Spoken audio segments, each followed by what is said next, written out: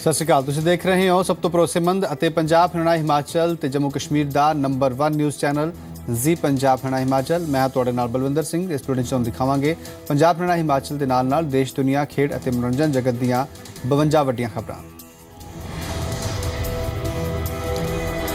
ਮਜੀਠਾ, ਮੋਗਾ, ਮੁਕਤਸਰ, ਸੰਗਰੂਰ ਤੇ ਸਰਦੂਲਗੜ੍ਹ ਹਲਕਿਆਂ ਦੇ 48 ਪੋਲਿੰਗ ਬੂਥ ਤੇ 9 ਫਰਵਰੀ ਨੂੰ ਸਵੇਰੇ 8 ਵਜੇ ਤੋਂ ਸ਼ਾਮ 5 ਵਜੇ ਤੱਕ ਦੁਬਾਰਾ ਹੋਏਗੀ ਵੋਟਿੰਗ।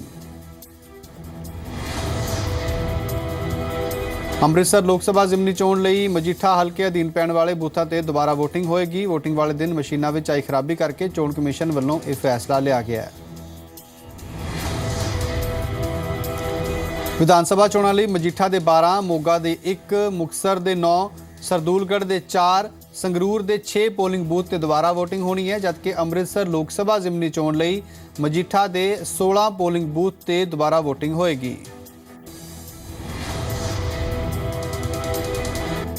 पंजाब में 48 मतदान केंद्रों पर 9 फरवरी को रीपोल कराने का फैसला हुआ है, जो सवेरे 8 बजे से लेकर 5 बजे तक चलेगा।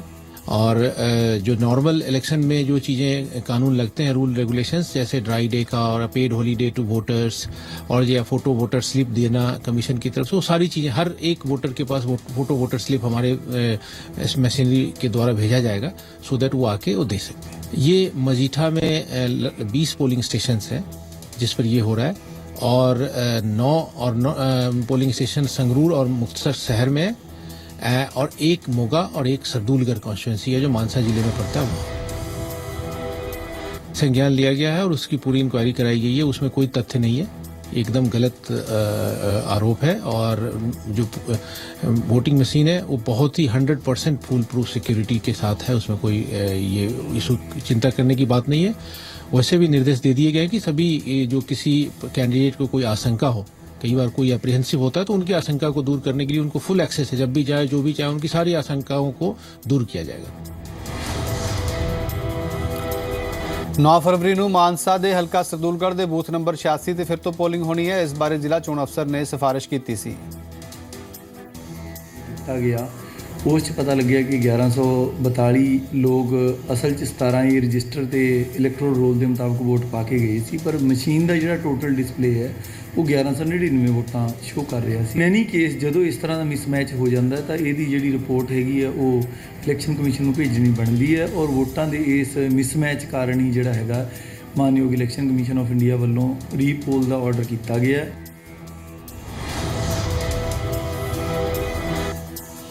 ਉਧਰ ਮਜੀਠਾ ਹਲਕੇ ਦੇ ਕੁਝ ਬੂਥ ਤੇ ਹੋ ਰਹੀ ਰੀਪੋਲਿੰਗ ਨੂੰ ਲੈ ਕੇ ਅੰਮ੍ਰਿਤਸਰ ਲੋਕ ਸਭਾ ਖੇਤਰ ਦੇ ਜ਼ਿਮਨੀ ਚੋਣ 'ਚ ਕਾਂਗਰਸ ਉਮੀਦਵਾਰ ਗੁਰਜੀਤ ਔਜਲਾ ਨੇ ਸਵਾਲ ਚੱਕੇ ਨੇ।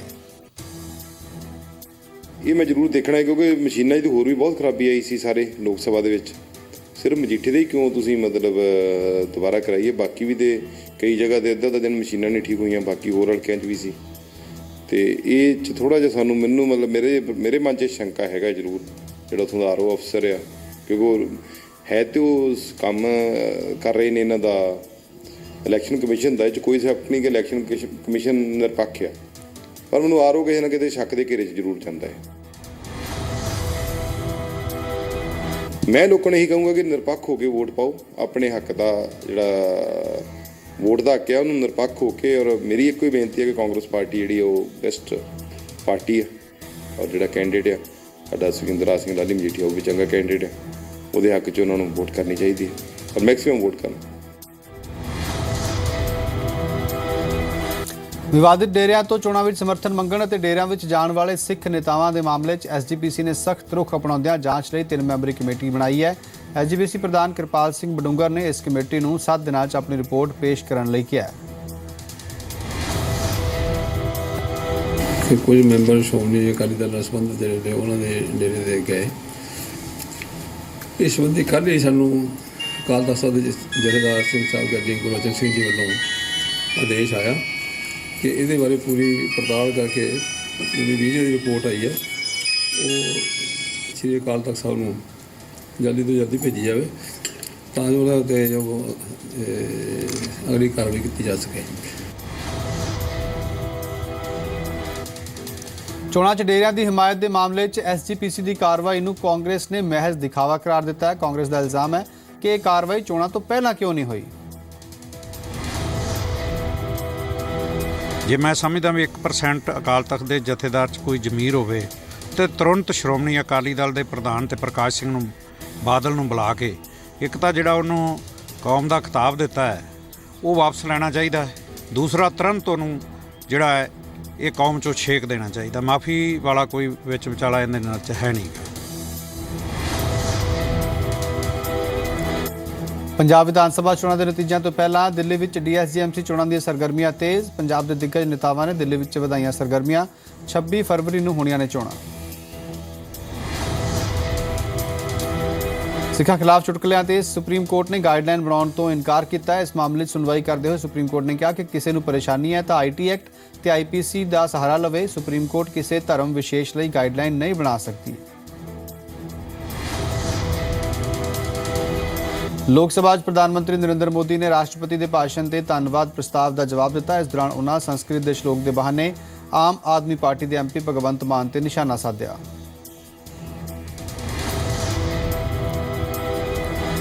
यावत जीवेत सुखम जीवेत ऋणम कृत्वा घृतम पिबेत बष्पीभूतस्य देहस्य पुनरागमनम कुतः। जब तक जियो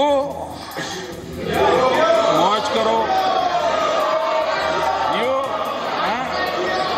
जब तक जियो मौज करो। चिंता किस बात की, कर्ज करो और घी पियो। उस जमाने में संस्कार के लिए घी कहाँ भाई भगवत मान, नहीं तो और कुछ पीने का कहते हैं।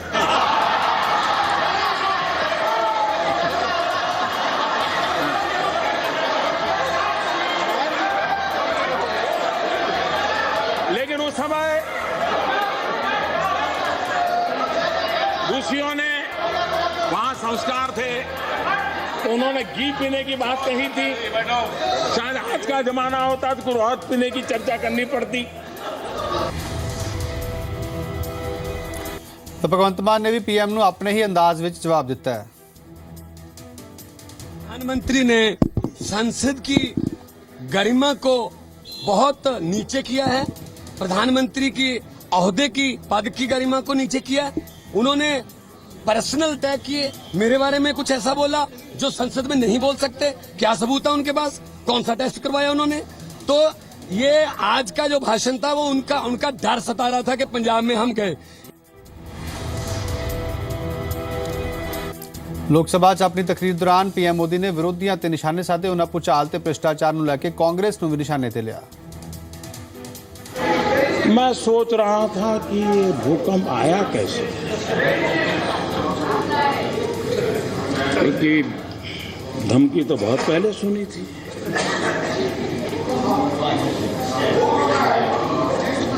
कोई तो कारण होगा कि धरती माँ इतनी रूठ गई होगी।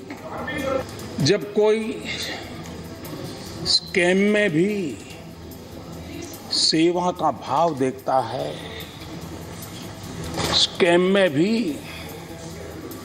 नम्रता का भाव देखता है, तो सिर्फ माँ नहीं धरती माँ भी दुखी हो जाती है और तब जाकर के भूकंप आता है।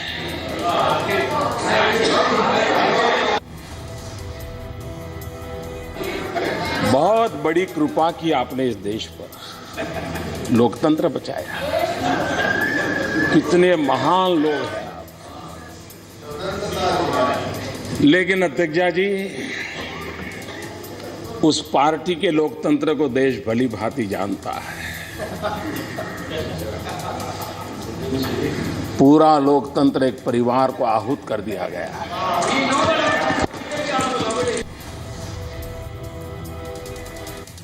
पीएम मोदी ने नोटबंदी ਨੂੰ ਲੈ ਕੇ ਵੀ ਵਿਰੋਧੀਆਂ ਤੇ ਨਿਸ਼ਾਨਾ ਲਗਾਇਆ ਹੈ। ऑपरेशन करना है, ऑपरेशन बहुत जरूरी है, फिर भी वो कहता है पहले भाई शरीर ठीक करना पड़ेगा, डायबिटीज कंट्रोल करना पड़ेगा, डीगना कंट्रोल करना पड़ेगा, 7-8 दिन और मशवरा, फिर बाद में ऑपरेशन करना। जब तक वो स्वस्थ नहीं होता है ऑपरेशन करना नहीं पसंद करता डॉक्टर, कितनी भी गंभीर स्थिति है। डीमोनेटाइजेशन के लिए ये समय इतना पर्याप्त था कि देश की अर्थव्यवस्था तंदुरुस्त थी। अगर दुर्बल होती हम ये कतई सफलतापूर्वक नहीं कर पाते। ये तब सफल होता है ताकि अर्थव्यवस्था मजबूत थी। और इसी समय दूसरा, इसका समय ऐसा मत सोचिए कि हड़बड़ी में होता है। इसके लिए मोदी का अध्ययन करना पड़ेगा आपको।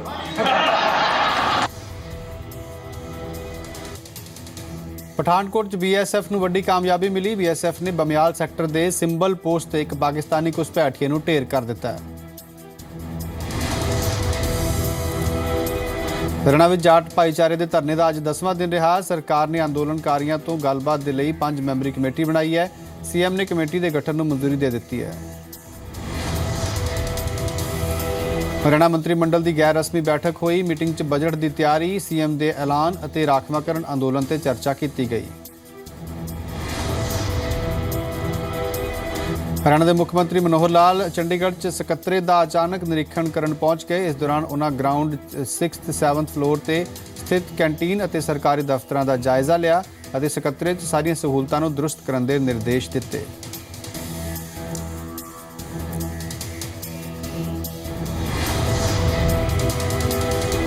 ਯਮੁਨਾਨਗਰ 'ਚ ਬੇਖੌਫ ਖਨਨ ਮਾਫੀਆ ਦੇ ਸਾਹਮਣੇ ਪੁਲਿਸ ਅਤੇ ਮਾਈਨਿੰਗ ਵਿਭਾਗ ਬੇਵਸ ਨਜ਼ਰ ਆ ਰਿਹਾ ਹੈ। ਯਮੁਨਾ 'ਚ ਹਥਨੀ ਕੁੰਡ ਬੈਰਾਜ ਦੇ ਪਿੱਛੇ ਧੜੱਲੇ ਨਾਲ ਗੈਰ ਕਾਨੂੰਨੀ ਮਾਈਨਿੰਗ ਚੱਲ ਰਹੀ ਹੈ। ਮੀਂਹ ਦੇ ਦਿਨਾਂ ਵਿੱਚ ਪਾਣੀ ਦਾ ਪੱਧਰ ਵਧਣ ਨਾਲ ਭਾਰੀ ਤਬਾਹੀ ਹੋ ਸਕਦੀ ਹੈ।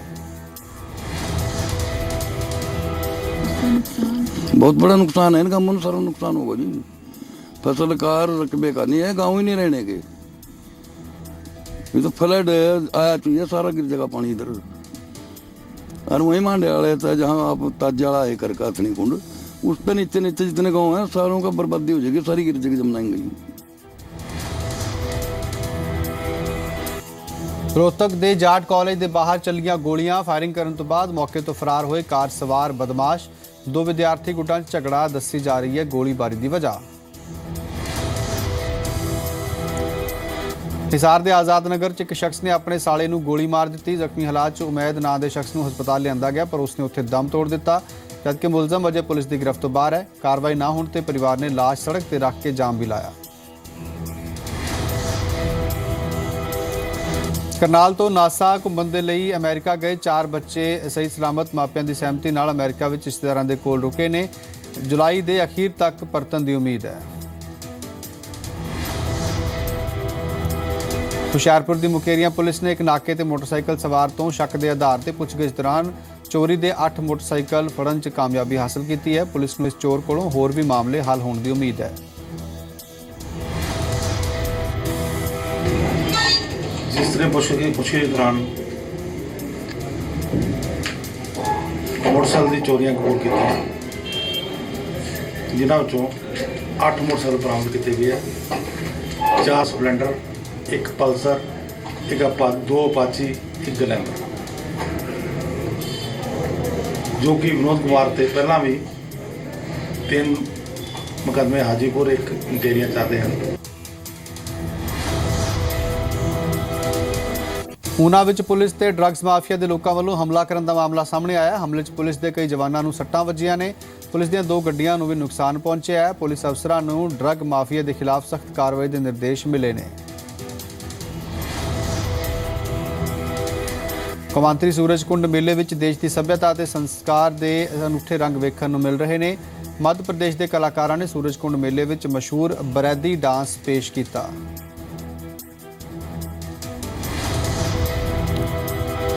ਸੋਨੀਪਤ 'ਚ ਪਹਿਲੀ ਵਾਰ 9 ਤੋਂ 11 ਫਰਵਰੀ ਤੱਕ 3 ਦਿਨੀ ਕਬੱਡੀ ਚੈਂਪੀਅਨਸ਼ਿਪ ਦਾ ਪ੍ਰਬੰਧਨ ਕੀਤਾ ਗਿਆ। ਇਹ ਚੈਂਪੀਅਨਸ਼ਿਪ ਦੀਨ ਦਿਆਲ ਉਪਾਧਿਆਏ ਦੀ ਯਾਦ ਵਿੱਚ ਕਰਾਈ ਜਾ ਰਹੀ ਹੈ। ਜੇਤੂ ਟੀਮ ਨੂੰ 1 ਕਰੋੜ ਦਾ ਇਨਾਮ ਦਿੱਤਾ ਜਾਏਗਾ।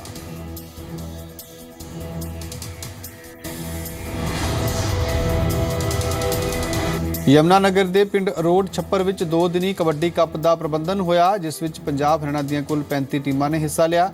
ਨੌਜਵਾਨਾਂ ਨੂੰ ਨਸ਼ੇ ਤੋਂ ਦੂਰ ਰੱਖਣ ਲਈ ਪਿੰਡ ਦੀ ਪੰਚਾਇਤ ਵੱਲੋਂ ਇਸ ਕਬੱਡੀ ਕੱਪ ਦਾ ਪ੍ਰਬੰਧਨ ਕਰਾਇਆ ਗਿਆ। ਲੰਘੀ ਰਾਤ ਉੱਤਰ ਭਾਰਤ 'ਚ ਆਏ ਭੂਚਾਲ ਨੇ ਹਿਮਾਚਲ ਦੇ ਲੋਕਾਂ ਦੇ ਵਿਚਾਲੇ ਦਹਿਸ਼ਤ ਪੈਦਾ ਕਰ ਦਿੱਤੀ ਹੈ। ਹਿਮਾਚਲ 'ਚ 2 ਵਾਰ ਭੂਚਾਲ ਦੇ ਝਟਕੇ ਮਹਿਸੂਸ ਕੀਤੇ ਗਏ। ਹਿਮਾਚਲ ਨੂੰ ਭੂਚਾਲ ਦੀ ਦ੍ਰਿਸ਼ਟੀ ਨਾਲ ਬੇहद ਸੰਵੇਦਨਸ਼ੀਲ ਐਲਾਨਿਆ ਗਿਆ ਸੀ।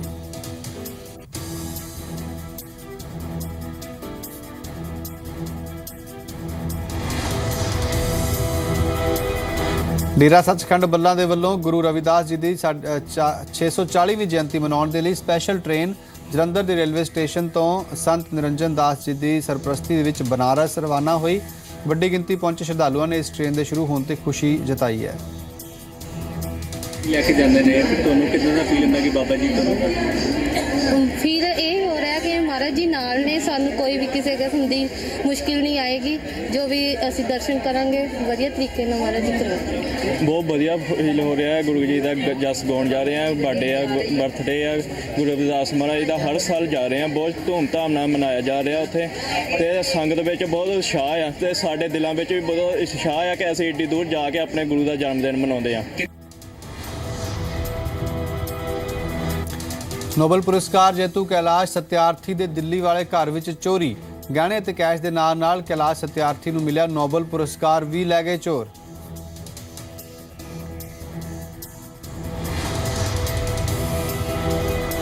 ਟੀਮ ਇੰਡੀਆ ਦੇ ਚੀਫ ਕੋਚ ਅਨਿਲ ਕੁੰਬਲੇ ਦਾ ਬਿਆਨ, ਹੈਦਰਾਬਾਦ ਟੈਸਟ ਵਿੱਚ ਬੰਗਲਾਦੇਸ਼ ਨੂੰ ਹਲਕੇ 'ਚ ਨਹੀਂ ਲਏਗੀ ਭਾਰਤੀ ਟੀਮ। 9 ਫਰਵਰੀ ਤੋਂ ਹੈਦਰਾਬਾਦ 'ਚ ਬੰਗਲਾਦੇਸ਼ ਦੇ ਖਿਲਾਫ ਇੱਕ ਟੈਸਟ ਮੈਚ ਦੀ ਸੀਰੀਜ਼ ਖੇਡੇਗਾ ਭਾਰਤ। ਮੈਚ ਤੋਂ ਪਹਿਲਾਂ ਜੰਮ ਕੇ ਵਹਾਇਆ ਪਸੀਨਾ। ਅਮਰੀਕੀ ਪ੍ਰੈਜ਼ੀਡੈਂਟ ਡੋਨਲਡ ਟਰੰਪ ਦੇ 7 ਦੇਸ਼ਾਂ ਦੇ ਲੋਕਾਂ ਤੇ ਬੈਨ ਲਾਉਣ ਵਾਲੇ ਫੈਸਲੇ ਦੀਆਂ ਦਿੱਕਤਾਂ ਵਧਦੀਆਂ ਜਾ ਰਹੀਆਂ ਨੇ। ਹੁਣ ਅਮਰੀਕਾ ਦੇ ਰਾਸ਼ਟਰੀ ਸੁਰੱਖਿਆ ਅਤੇ ਵਿਦੇਸ਼ ਨੀਤੀ ਦੇ 10 ਸਾਬਕਾ ਅਫਸਰਾਂ ਨੇ ਟਰੰਪ ਦੇ ਖਿਲਾਫ ਅਦਾਲਤ ਦਾ ਬੂਹਾ ਖੜਕਾਇਆ ਹੈ।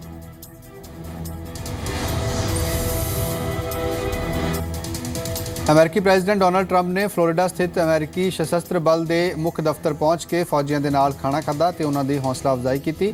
ਟਰੰਪ ਨੇ mock drill air force base ਤੇ ਫੌਜੀਆਂ ਦੇ ਨਾਲ ਗੱਲਬਾਤ ਦੌਰਾਨ ਕੱਟੜਪੰਥ ਨੂੰ ਅਮਰੀਕਾ ਦੇ ਲਈ ਸਭ ਤੋਂ ਵੱਡਾ ਖਤਰਾ ਦੱਸਿਆ। 2012 ਤੋਂ 16 ਤੱਕ ਡੋਨਲਡ ਟਰੰਪ ਨੇ ਭਾਰਤ ਤੋਂ ਕਮਾਏ $6 ਮਿਲੀਅਨ US। ਜ਼ੀ ਮੀਡੀਆ ਦੇ ਅਖਬਾਰ DNA ਦੇ ਕੋਲ ਐਕਸਕਲੂਸਿਵ ਦਸਤਾਵੇਜ਼। ਬ੍ਰਿਟਿਸ਼ ਪਾਰਲੀਮੈਂਟ ਦੇ ਹੇਠਲੇ ਸਦਨ ਦੇ ਸਪੀਕਰ ਜੌਨ ਬੇਰਕੋਵ ਨੇ ਕਿਹਾ ਕਿ ਉਹ ਅਮਰੀਕੀ ਰਾਸ਼ਟਰਪਤੀ ਡੋਨਲਡ ਟਰੰਪ ਦੇ ਪਾਰਲੀਮੈਂਟ ਨੂੰ ਸੰਬੋਧਿਤ ਕਰਨ ਦੇ ਕਿਸੇ ਵੀ ਫੈਸਲੇ ਦਾ ਵਿਰੋਧ ਕਰਨਗੇ। ਬੇਰਕੋਵ ਨੇ ਇਸ ਦੀ ਵਜ੍ਹਾ ਟਰੰਪ ਦੇ ਅਮਰੀਕਾ ਵਿੱਚ 7 ਮੁਸਲਿਮ ਦੇਸ਼ਾਂ ਦੇ ਨਾਗਰਿਕਾਂ ਦੀ ਐਂਟਰੀ ਨੂੰ ਬੈਨ ਕਰਨ ਵਰਗੇ ਕਦਮ ਨੂੰ ਦੱਸਿਆ। ਟਰੰਪ ਨੂੰ ਇਸੇ ਸਾਲ ਬ੍ਰਿਟੇਨ ਦੌਰੇ ਤੇ ਜਾਣਾ ਹੈ। ਜਾਪਾਨ ਦੇ ਓਕੀਨਾਵਾ ਵਿੱਚ ਅਮਰੀਕੀ ਬੇਸ ਬਣਾਉਣ ਦਾ ਵਿਰੋਧ, ਪੁਲਿਸ ਨੇ ਧਰਨੇ ਤੇ ਬੈਠੇ ਪ੍ਰਦਰਸ਼ਨਕਾਰੀਆਂ ਨੂੰ ਜ਼ਬਰਦਸਤੀ ਹਟਾਇਆ।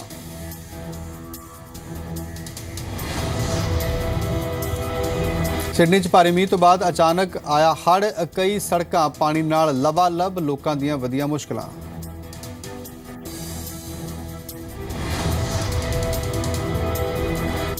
ਫੈਸ਼ਨ ਡਿਜ਼ਾਈਨਰ ਮਨੀਸ਼ ਮਲਹੋਤਰਾ ਨੇ ਦਿੱਤੀ ਦੋਸਤ ਸੋਫੀ ਚੌਧਰੀ ਦੀ ਬਰਥਡੇ ਪਾਰਟੀ। ਕਰਨ ਜੌਹਰ, ਮਲਾਈਕਾ, ਅਰਜੁਨ ਕਪੂਰ ਵਰਗੇ ਕਈ ਸੈਲਬਸ ਨੇ ਕੀਤਾ ਪਾਰਟੀ ਇੰਜੋਏ।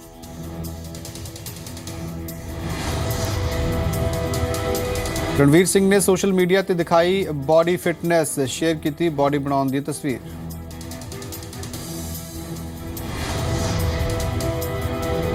ਕਰੀਨਾ ਦੀ ਨਜ਼ਰ ਵਿੱਚ ਸੈਫ ਅਲੀ ਖਾਨ ਦੁਨੀਆ ਦੇ ਸਭ ਤੋਂ ਚੰਗੇ ਪਿਤਾ। ਤੈਮੂਰ ਦੇ ਜਨਮ ਤੋਂ ਬਾਅਦ ਤੋਂ ਉਸ ਦੇ ਨਾਲ ਹੀ ਬਿਤਾਉਂਦੇ ਨੇ ਸਾਰਾ ਵਕਤ। ਕਾਬਿਲ ਦੀ ਕਾਮਯਾਬੀ ਤੋਂ ਐਕਟਰ ਰਿਤਿਕ ਰੋਸ਼ਨ ਬੇਹੱਦ ਖੁਸ਼। ਪਾਪਾ ਰਾਕੇਸ਼ ਰੋਸ਼ਨ ਦੀ ਮਿਹਨਤ ਕਾਮਯਾਬ ਹੋਣ ਤੋਂ ਰਿਤਿਕ ਦੀਆਂ ਖੁਸ਼ੀਆਂ ਦੁੱਗਣੀਆਂ। ਰੰਗੂਨ ਦੀ ਪ੍ਰਮੋਸ਼ਨ ਦੇ ਲਈ ਸਰਹੱਦ ਤੇ ਪਹੁੰਚੀ ਕੰਗਨਾ ਰਣੌਤ। BSF ਜਵਾਨਾਂ ਨਾਲ ਮੁਲਾਕਾਤ ਕਰਕੇ ਕੰਗਣਾ ਬੇਹੱਦ ਖੁਸ਼।